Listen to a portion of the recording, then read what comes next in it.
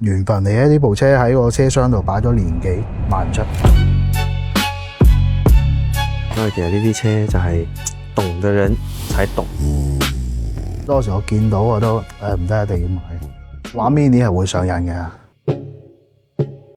我覺得你平時應該有啲，雖然聲唔聲，但係咧有啲有情調嘅人嚟。你部 Mini 個基礎咁乾爽嘅，係咪假㗎？唔漏油嘅，唔漏油啊！退貨啊！我叫阿江，呢部叫 R50 Mini R50 咧係 Mini 官方引進中國第一款嘅車型。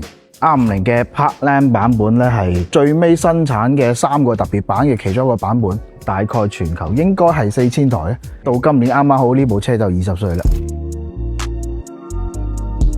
點解會選擇買呢部車咧？其實我上年想買多部車嘅時候，首選其實唔係一部咁細嘅車。其實當時我係一路喺度睇緊 Benz 嘅 R500嗰部7人車，好大部嘅7人車，跟住配一個 V8嘅組合，我就會覺得好有意思喎，想試下。但係因為一直都係揾唔到一個靚嘅車源啦，跟住成晚瞓唔着，睇下嘅，揾到部 Mini， 因為 Mini 其實都係我想買嘅車之一，就 OK 喎，呢部車睇身好靚喎，就揾老細一定要買低佢，唔算得好衝動嘅，都有諗過，諗咗2日咯。你其實最中意呢部車嘅乜嘢？最中意其實 Mini 就係好開啦，4輪4角嘅設計啦，基本上我出去就會開呢部車，搭喺波棍度。左手開，返工就開佢啦，跟住出去同車友聚會又開佢啦，甚至有時跑下長途啦，中意拉下高速啊咁樣，精準嘅指向啊，好清晰嘅路感啊，咁喺操控上邊肯定係好爽嘅。成部車我都好滿意喎。第一任車主買翻嚟咧就使咗好大一筆錢，改晒顏色啦，改晒內籠啦，米色豪華嘅皮啊，一啲木紋內飾啊，一啲鍍鉻件啊，成個風格都行翻 Goodwood 嘅風格。買翻嚟咁耐，我就除咗貼咗貼紙，就係使咗幾百蚊貼一條拉花，因為我覺得佢已經係我心目中最完美嘅狀態啦。咁有冇咩係唔滿意嘅？唔滿意嘅就係嗰個空間會細啲，因為我平時玩開露營，佢會帶好多嘢，話搬家式嘅露營。但係呢啲係可以自適應嘅，玩得 Mini 就唔可以要求有好大嘅空間㗎啦。為咗呢部車可能會買翻啲輕量化嘅裝備啦，一啲可以塞得落呢部車嘅嘢啦。其實呢部車因為佢 CVT 嘅波箱唔可以太激進，都係比較溫柔咁開，車主快樂車，自嗨車。好多人喺路上可能會撩下你啊，逗下你啊。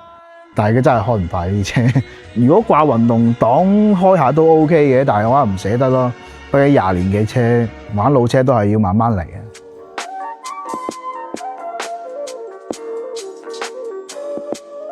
咁你同佢之間有冇發生過啲咩好難忘嘅事？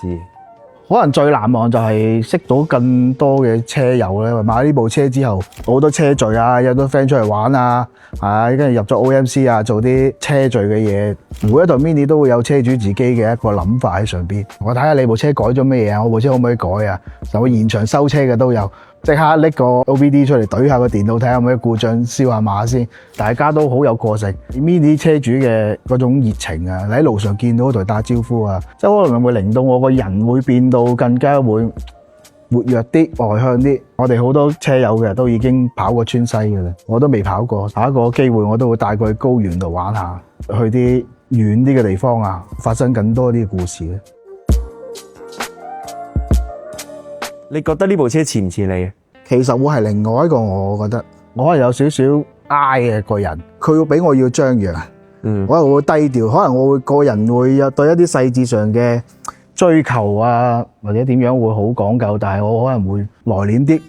但係呢部車咧，你一出街你就一定係焦點㗎啦，係你一開出去一定會有人睇你望你，佢各方面嘅精緻係咯，好講究啊。如果你要同佢表白，你會同佢講咩？生生性性唔好壞就得啦。冇理由嘅，你冇理由同個女仔表白，你係叫佢生生性性唔好壞嘅，真係唔好壞就得噶啦，係咯，開去更加多嘅地方咯，可以陪我行得更遠一啲咯。因為我覺得車一定要開，哪怕係壞喺路上都係有佢嘅價值嘅，一定要開。